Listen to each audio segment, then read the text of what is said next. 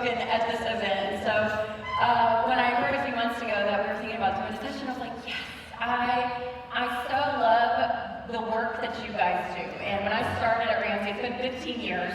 I guess I started when I was like 3. But full time, it's been 15 years. And my first month at being at Ramsey, not at this campus, it was a smaller campus way back where, and I went through counselor training, which was basically what you all, it's the same principles, it's changed, it's kind of probably much better than 15 years ago, but I went through all of it. And since then, honestly, what you guys do out in your hometowns, where you are with your communities, and the people that contact you, again, via Zoom or in person, whatever it is, you are boots on the ground for us, and there's only so much that we can do here from Ramsey, only so many podcasts that we can put out, or books to write, There's only so much we can do, but the personal connection that you guys have with people, day in and day out, it is tremendous. So just hear from our hearts, we are so thankful for the work you do, because we couldn't continue to allow people to be free with their money and to really get control of it without people like you. So thank you. I'm so glad that you're here. And I'm so glad to spend some time with you. So as I was thinking through what to talk to you about today, there's a couple of ways that I go about my job, because I don't have the opportunity to sit down and talk with people one-on-one all the time. We do through the Ramsey Show some, but that connection, again, is so crucial. And I just think, okay, what are the ways that I find that connection is really, you kind of jumpstart that connection with someone, because that's a really key part of what you do. So we're going to kind of walk through that this morning. But when I look back, specifically on my college years, there were a couple of things that I was like, okay, college Rachel got some things right. Not all, but she got some things right. One of them was moving away from my parents. And I laugh all the time because it's August now and everyone's like starting to go back to school. And I think back on that time when I started college and I was like, my older sister left to go to school. It was a huge deal. I mean, it was like, a big dinner the night before. I mean, it was driving her up. We all were crying. We were all there, moving her in, making sure everything was like perfect and great. We stayed an extra night there. I mean, it was just like full on. The first one goes to college. And then I'm the middle child. So what happens? They drive up, set my boxes on the sidewalk, and I'm like, you got this, you got this. And then you're up down to Daniel, the baby. Oh my gosh, our baby's leaving for college, and the tears there, right? And I was like, that's right. But it's actually a very true story, so I'm really running crazy. But it was good. College was fun. That was something that was good, to get away. I would say saying yes to Winston, my husband, when he asked me out on a date. So I was like, that was a good yes. And then the other thing I did, which I'm so thankful for, and it really has been so impactful still as an adult today, is I was involved in, it's a ministry called Young Life. I don't know if you guys are familiar with it. Oh my gosh, yes, okay. Some places don't know. So what it is, it's basically, if there's a college campus, usually it's college students, but your job as a college student, they train you to go into local high schools and just, be your own high school students and just be there with them, walk with them through high school. It's a really tough time, and ultimately to share the gospel and to show them Jesus, and specifically with students that don't do church. And so it's a very outreach. You kind of get the crazies, I guess you could say. I'm sure there's church crazies, but these high schoolers, I'm like, they're intimidating. They're scary. And when I started at Ramsey actually 15 years ago, that was my job, was to talk to high schoolers. I would travel around the country talking to high schoolers, and they are very scary. Very scary. So I'm glad you all are not high schoolers. Thank you for being so kind and warm. Because they're not always. They're very intimidating. But one thing Young Life taught me, when you go and start building a relationship with a student and you start entering into their world, a line they say over and over and over again is you have to earn the right to be heard. You have to earn the right to be heard. You can't just go in there and start preaching and teaching and all the things. They're not going to listen to you. But you earn the right by getting to know them. You walk with them, you sit with them, you hear all the drama going on, right, with the girls, or who didn't get asked to homecoming. Like, you're there with them walking through life. And so earning that right to be heard is so crucial. And I experienced that. I had a group of 12 girls from freshman year of their high school all the way up until they graduated their senior year.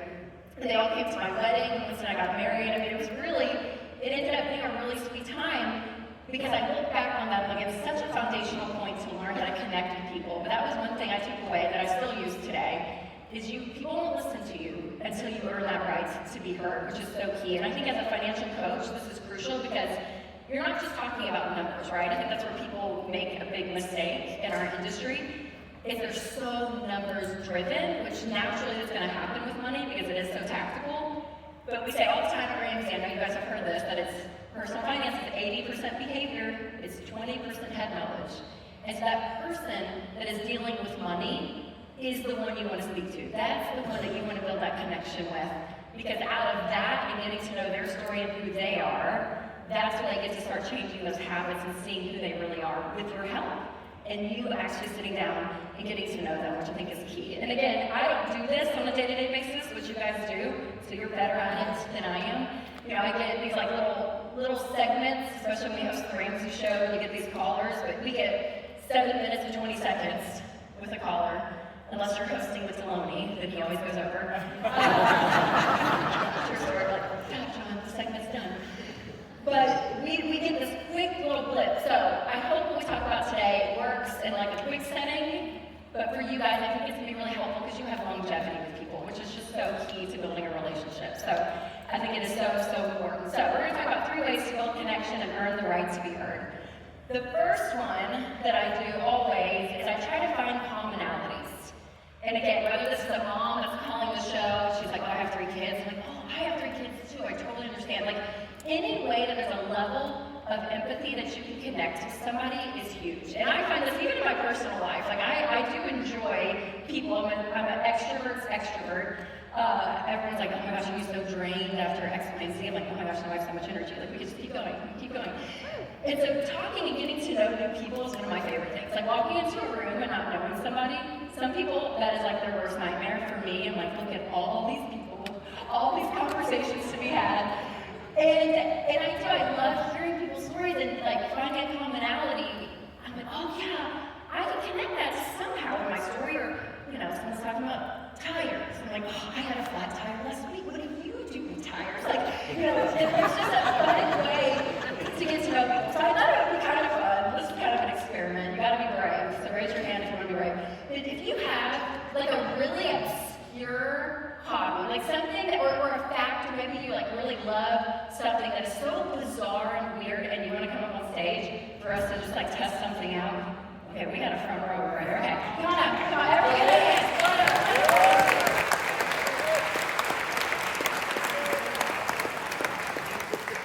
We always like a challenge, all the Ramsey personalities, we always have like these like weird challenges we do, and I feel like this is kind of a challenge, but I don't know you, so it's going to be different. But this is going to be fun. Okay, hi, I'm Rachel. Mitch, pleased to meet you too. Here's this. Where are you from, Mitch? We're in Bowie, Maryland. Okay. Yes, Bowie. What a fun city. I love Bowie. Did you know that? Yeah, that's right. Okay, so what's your like obscure hobby or passion or love? Frisbee. Like frisbee golf specifically? That included many things. Okay, so how'd you get into that? And what do you even mean by that? Like, give us a little details on frisbee. My mom wouldn't let me play football. Oh, that's sad. God bless her now, right? That is true. Brain injury is not good. Yeah, we don't want that. Yeah, we don't want that. Yeah, so my best friend and I, Yeah. at our wedding, there's my bride of 47 years right now. That's the director of Homeland Tranquility. Love it. So we got to just playing frisbee just for fun. We got really good. We decided to show off. Okay. So in our study hall periods, we'd be out where many classes could see us on some part of the high school campus. Sure. Showing off.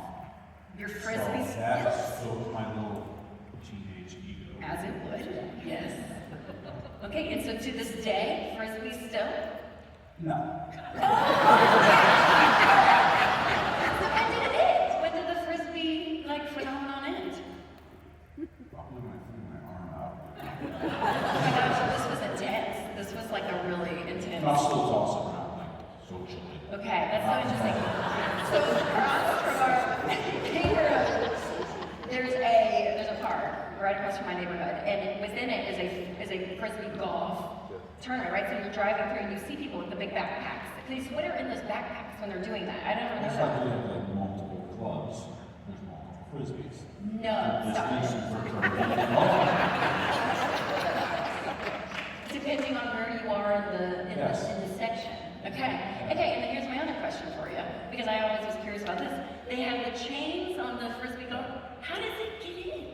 Well, so it's got a lot of forward momentum. Yeah. The chains, the rest is dropping in the basket, keeps me going. Okay, so if I were to go buy frisbees to start this new hobby, then you so much as convinced me that it needs to happen. I think. What do you buy? Like, what do you buy? Well, I'm cheap. I get it at Walmart. Okay. I appreciate that, actually. Yeah. I know you're a Target girl. There you go.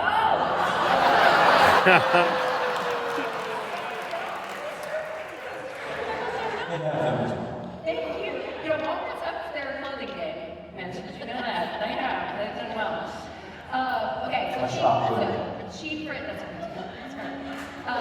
cheap frisbees. Wait a minute. That's what I needed to do to start out. But there are like tossing around playing catch frisbees. Yeah. And then there's frisbee golf frisbees. Amazing. Man, I so appreciate you do it. I love hearing about frisbees and knowing that. And I'm glad you didn't play football and that you have a strong mind. See,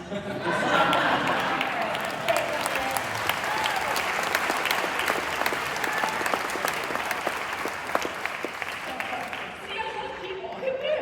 Who knew frisbees like were such a thing? So, again, just a small little conversation example, but I'm like, and you know, I didn't have a good tie-in. Our dog does not catch frisbees. I was thinking about that. I thought I could tell you about my dog, but she doesn't do the frisbee thing. But yeah, having, again, that connection, that interest, that curiosity with people is so key, and it can be something as simple as frisbees. I love that example. Thank you again. Thank you again, Mitch. Okay, and when it comes to all that, it's not just hearing the person, but it's listening. It's taking these keys and these quotes of, okay, that is interesting. It's not just the physical hearing, it is listening and digesting and absorbing who this person is that is in front of you. And John Maloney, I think, said it yesterday, but it's a Ted Lasso quote, or Walt Whitman, but the be curious, not judgmental. And I think that's a beautiful posture to take when it comes to connecting with people. So some questions just to be thinking about, especially even maybe a first session with somebody, is just start to ask them, you know, what kind of things give you energy? What kind of things drain you? Tell me more about your story, like what was going on in this, or what caused you to come here today. And if they say something, I love to tell me more. I want to hear more about that. Because you really do start to dwindle down and get to know that person in a really effective way, right? You don't want to have session on session on session on session just about them. They're here because of their money. But again, that important factor to getting that connection as quickly as possible, really, I think is really, really important. And so again, listening, not just hearing, is so key. And writing things down as well as we're talking. Okay, that's not creepy or weird. Write it down. And even on the Ramsey show, when we have callers call in, I'm writing stuff down and writing down numbers, but I'm also writing down quick tidbits like, hey, I just got divorced. You know, I'll write that. How many kids, married, where are they? I mean, I'll jot these things down because I'm, as quickly as possible, trying to get to the whole person, right? They're not just calling in about their numbers, or they think they are. But getting to know that whole person quickly, I think, is so key. And so writing things down is so important. So, again, all of this just builds that rapport with your clients, with the people you're sitting in front of saying, hey, you're a person, and that's who I care about, even more than your numbers. And what you're going to hear a lot of the time as you start getting to know them is you're going to hear their struggles. You're going to hear the things that are really difficult. And you guys, life is just hard. No one is immune to struggle. But when that comes up, I would encourage you to push into that. Like, those are moments of connection with people that I think is so beautiful. I think this is where Jesus, like, I was going to say where Jesus did his best work. I think all of his work was really his best work.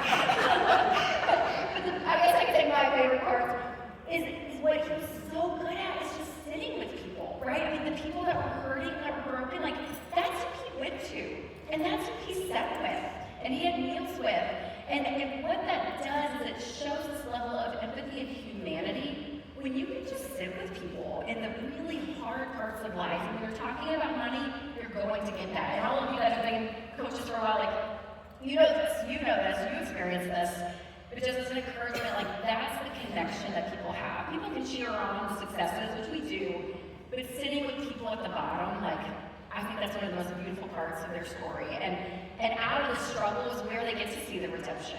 You know, I look at Ramsey Solutions and I'm like, oh my gosh, it's literally built on a guy going bankrupt, right? Like, I mean, the ultimate bottom of the bottom is how this whole thing started. And that's honestly why I think our brand in the marketplace is so effective, because especially dad and mom walking through that, like, knowing that someone else has struggled and someone else has been through just hell and back, that's where, like, okay, now I can have some humanity too, right? And so that back and forth rapport with somebody, I think is just, it's so massive, so massive. And so that is part of it. So again, looking for those commonalities, sitting with them in their stories is a point of connection. The second thing is to be the guide, not the hero.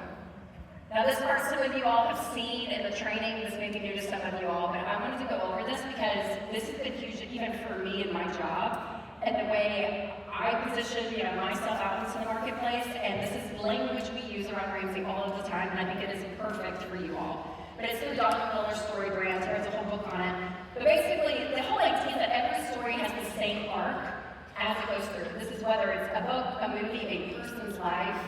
It is all so similar. So when you see this, again, we'll go over this really quickly, but there's a character, always the main character, and the character has a problem. And they're like, oh my gosh, what do I do here? Well, after they see, okay, there is a problem, in a good story, a guide enters in. And the guide is the one with wisdom. The guide knows what to do. The guide walks with the character, the main character, to say, hey, I'm going to walk with you through this. And then at some point in the story, the guide gives the character a plan and says, here's what you need to do. You need to do X, Y, and Z. This is what it looks like. This is how you need to act. Whatever it is, this is what you need to do to help solve your problem. And then usually, after they get that plan, there's a call to action. There's like this peak of, okay, is the character going to do it? And then all of this, goes into play. And then after all of that, either the character wins and is triumphant, or they really sad, don't do great, and it is not good, right? And they fail.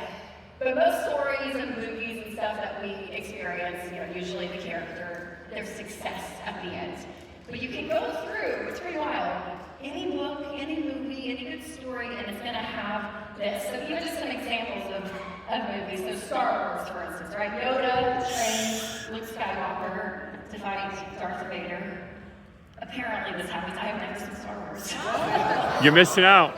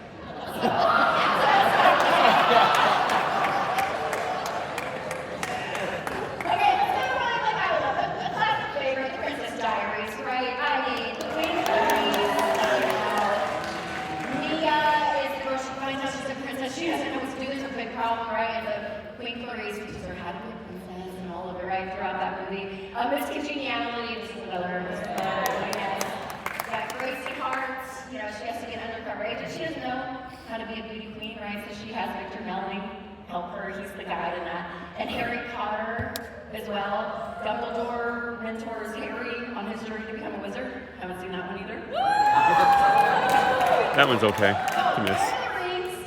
Star Wars and Harry Potter. I've never read or seen. I need a really, I know. It's okay.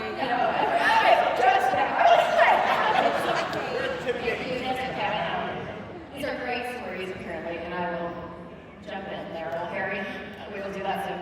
But for real, when you look and you see any good story, there is that guy. So, moral of the story of all of this is you all are the guide. We're Yoda. You are not the main, you're Yoda. Thank you. You are not the main character, you are not the hero. You are the guide. It is not about you.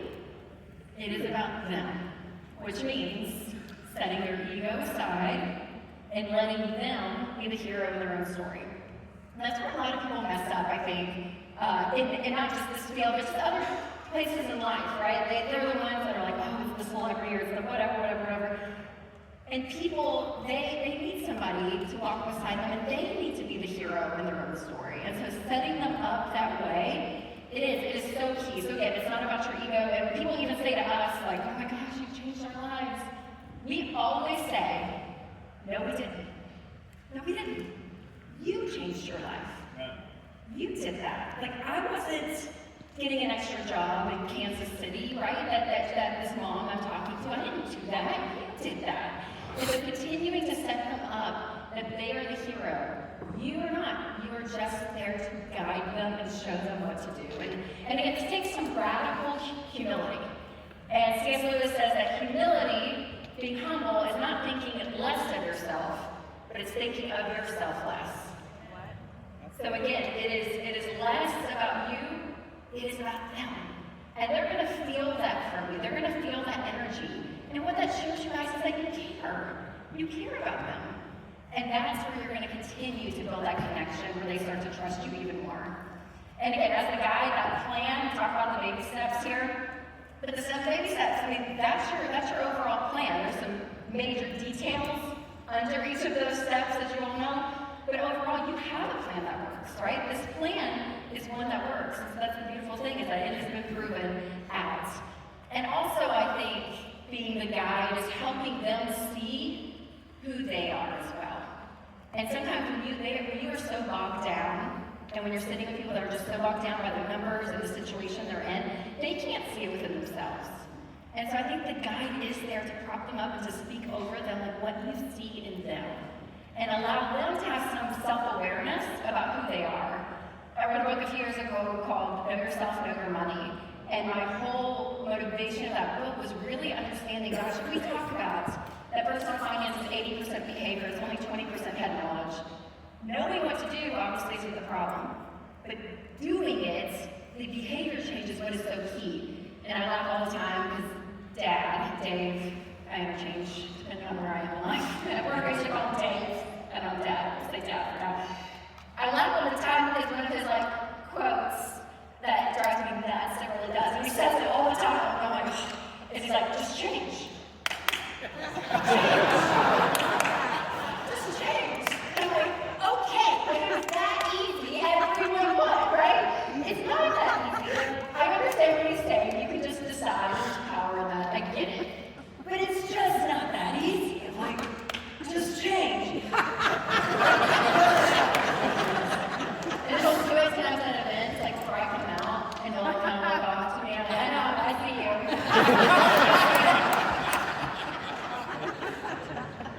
Because you can change the behavior. You can white knuckle your way through life.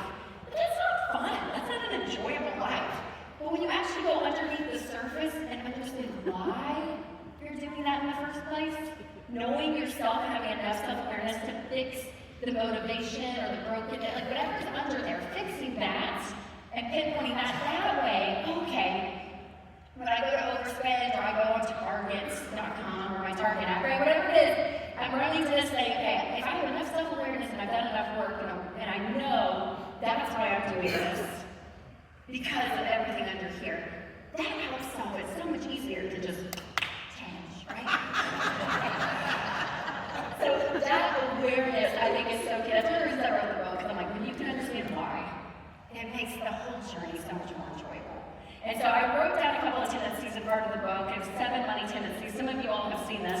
But really quickly, just as some examples to help them as you're sitting across for the people that you're coaching, to be able to say, hey, let's think about who you are when it comes to money. So just some examples are, are you a spender or a saver or a spender? Let's have like a little quiz in here. I'm just curious for you all. Okay, who is a saver in the room? Oh my gosh. So many savers, my other coaches. No, that's so good. Okay, any spenders? Okay, understand that. That's kind of an easy one, right? The language on Ramsey is in order for free spirit, specifically around kind of budgeting and planning. How many nerds do we have? Yes. We got our fun nerds, okay? Free spirits, and free spirits. Yeah. Okay, when you spend money, would you rather spend it on experiences or actual things, like tactical things? How many experiences? I'm experienced. I read a book recently, and it said when you spend on experiences, you have memory dividends. Yes, I'll take that. So let's go on vacation, right? Like, let's take this memory dividends. Okay, how many of you like actual practical things? That's my husband, Winston. He's like practical. Okay, that's good. Very good. Okay, quality. Would you rather have a bunch of things, but they're kind of, cheaper, but you have options? Quality. Very nice things, right? Fewer or quantity was lost. How many quality? You want something nice? Oh, okay. Okay. How about quantity? Quantity. Yeah. I'm like, give me the Target earrings all day. I'll have 20 pairs. Also thinking through with your motivation to do well with money and to get control of money. Is it more for safety? To know that I'm going to be okay? Or is it more kind of this like status? And status isn't bad, but it's I want to do well because I want to do stuff with money. I want to like buy some things and all things, right? How many safety? I want to feel safe. Okay. And then any status? Woo! Not status. Such a spender. It's great. Okay, and then the last one, second to last, abundance or scarcity, right? This is the mindset that you naturally have. How many of you are more abundance oriented? There's always more options, more choices. You make your own choices, make it up, right? There's lots of options here. How many more scarcity? It's a little bit more of that close. Nice, that's my husband. And then last, I put this one in because I think it is important, and Winston and I, we bumped up against this a lot. When it comes to giving specifically, are you more of a planned giver, where you're like, it's in the budget, and if we have, money to spend that we don't know, we're going to plan for that even? Or are you more spontaneous as the Spirit leads, you just want to get? How many planned givers do we have? And then how many spontaneous? I'm the worst to go to like any kind of dinner where they ask for money with Winston, so I was like, babe, we have a budget. And because they always give the ask, and I'm like, should we catch up the 401k now? Like, should we just give everything to them? I'm just, oh my gosh, I'm going to do so great. But these are just, some basics. And again, kind of walking through that, this can get deeper in some regard. But overall, just an awareness of who you are with money, who they are with money will help in that process. So, again, number one, looking for the commonalities with people, connecting in that way, being the guide, helping them with the plan, helping them be aware of money. And then lastly, number three is to be clear and decisive. And you really can't build a level of trust and connection when you're just wishy-washy. Like, I think there is something about the strength that you have in your role. They're coming to you as the experts. And there's a level of confidence I want you to have. And hopefully even, yesterday and today, being here with other people and all of this kind of gives you that again. Because you were supposed to be here, right? This is not a mistake. And so having that confidence is really key. And we always say to be very clear. To be unclear is to be unkind. We say that a lot as well, which I think is really important. So being very clear, being very decisive, really leaning on what you know. Because again, they're looking for you for help. And so that decisiveness is really important. And as you're coaching, and I know those of you that are doing this well, you know this, you have to really discern with the person how you're going to handle them in even different sessions or with them, because you're going to see pretty quickly, okay, some of them need a little bit of a punch, right? So, where's he going here? It's a little bit more of that hard truth. Where others, you're like, you just need a hug, right? You just need somebody to tell you it's going to be okay. And what I would say is in that, you're going to discern what to do. I really do believe that. And lean on who you are in those areas. Don't try to be somebody else. Maybe even you met a coach last night and like, oh my gosh, he's so X, Y, and Z, or she was so this or this. I wish I was more like that. Be you. Don't try to be somebody else because it's exhausting. When you do that, again, I think about when I first started doing this, when I entered into speaking and writing about money, so many people, usually my tagline is like, Dave Ramsey's daughter, which is great, and that was totally fine. But I think they expected like a little mini Dave. And if I were to be honest, probably for a good 5 years, I did. I was like, well, that worked. People like that. So yeah, I can do that. And I think subconsciously really tried to form that. And I remember looking up one day, it was truly the Holy Spirit, where I was like, Rachel, you are not a 60-year-old balding man.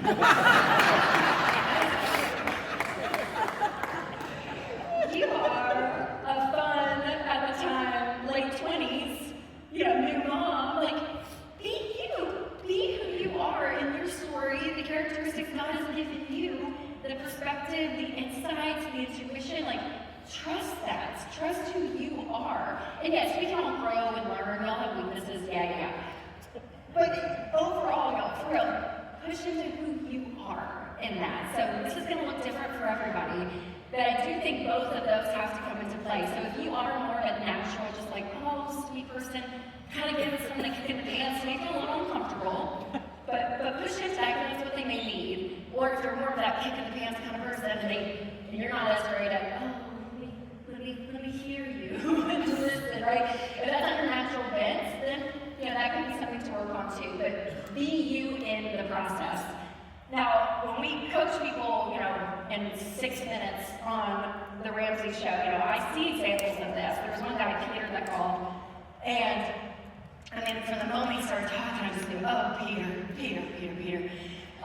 His wife had racked up $100,000 in credit card debt that he didn't know about, and he just kept saying in the call, like, yeah, but, I'm just a nice guy, and I just like to ruffle feathers, and all this. And the whole why he was calling is because he was going to be getting an inheritance. They didn't have their money together, obviously, and so he wanted to pay off her money or her debts, and all of this. And normally in a married couple, we talk about this a lot. They're unified as ours, but in this case, it was very separate, and he was just going to patch over what she did and clear it up and just keep moving on without addressing the issue. And so here's just a quick call, part of the call, of us just being like, Peter, come on, Peter, you're gonna do this, you're gonna do this. That's my encouragement to you, because we find this so often that one spouse in the marriage takes the weight of the money. They're the ones that pay everything, know everything, do everything.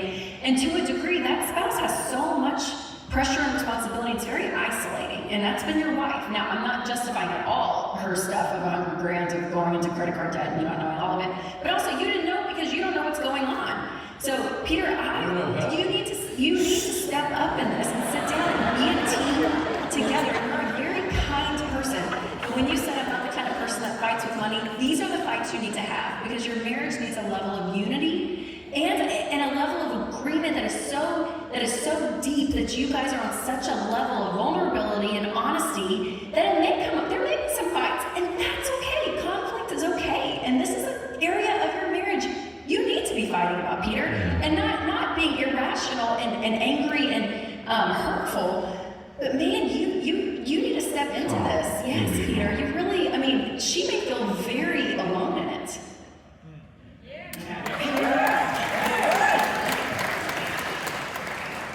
And then, obviously more of the other side of that, you hear people and they're just broken. You just hear it in their voice. The brokenness is right there. They're aware of it. They know, and they don't need someone else to be telling them what they were doing wrong again, right?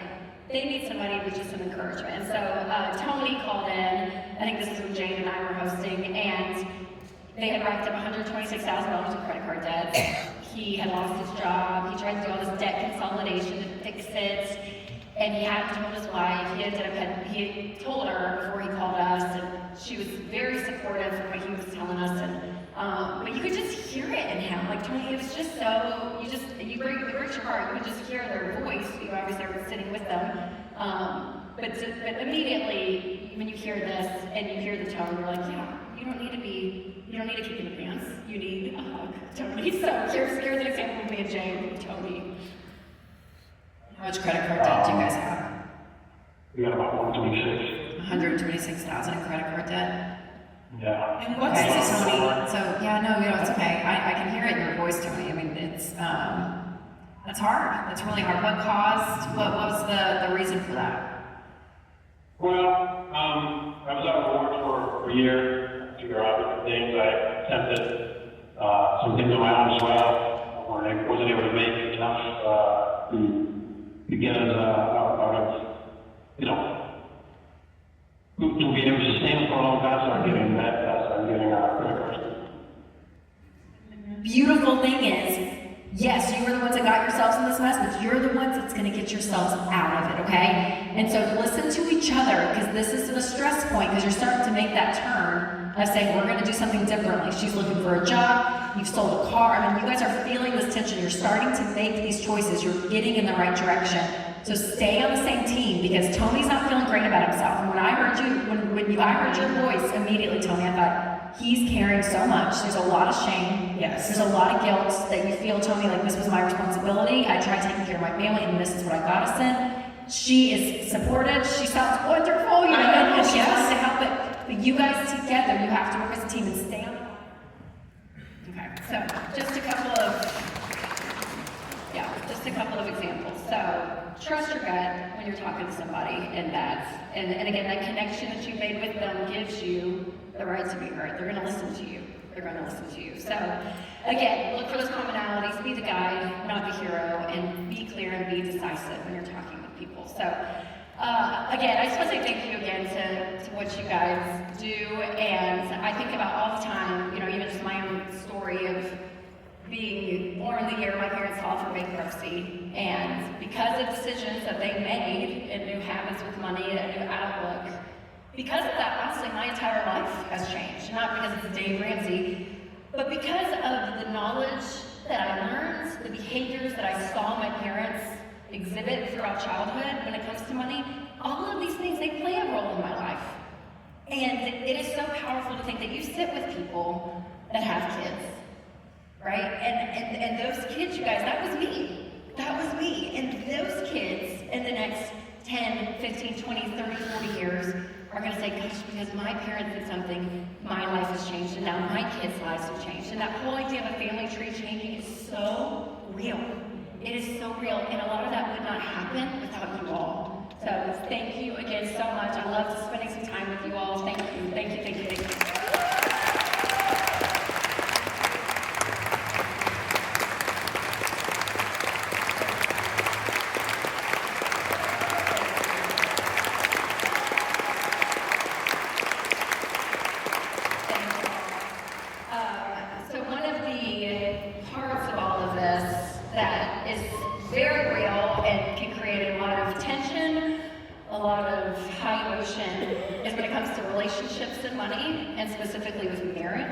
When you have spouses working together and opposites attract, and we all know that. And so money and marriage has always been a point of tension for the last 35 years since Ramsey's been doing this. And we know this, and so we actually started an event called Money and Marriage. We took it out on the road, and then we ended up bringing it here for a full-on weekend because it was so key. So me and Dr. John, we hosted this whole weekend back in October, and it sold out like within like 2 months for this coming October, and then we're doing another one Valentine's. But we're just seeing over and over, it's solidifying what we already knew, but there is such a need when it comes to this topic of both money and marriage. And so what I'm going to do is bring John back out, and we're going to just do some Q&A with you all. So this Q&A can be either asking about when you sit down with clients, maybe stories or situations you've had that you have questions about.